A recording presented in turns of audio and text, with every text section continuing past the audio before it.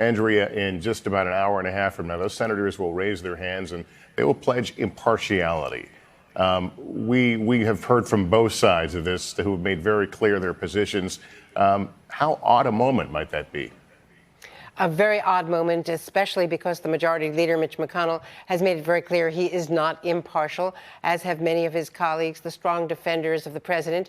And even since that Lev Parnas interview with Rachel Maddow last night, there have been comments by some of the so-called moderate Republicans who the Democrats were counting on to be among the 4 that might vote to create a 51-member majority to bring in witnesses. There have been comments from Susan Collins, for instance, saying, well, why is the House now bringing in new information? It's after the articles were published, questioning the timing, whether they rushed to judgment.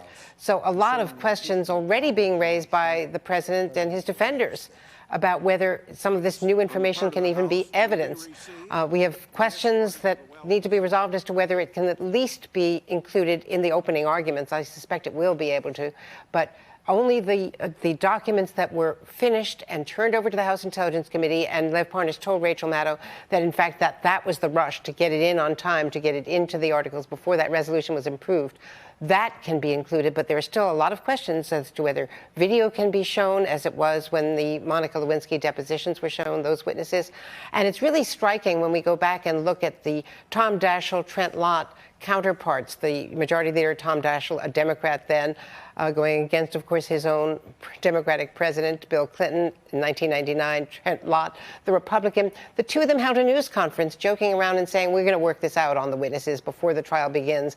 They were working out agreements. There was a lot of partisanship, obviously, in the House side and even in the Senate.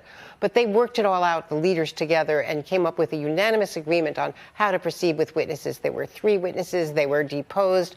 That was videoed. The video was played. So those are the issues that still have to be resolved as we go into this trial.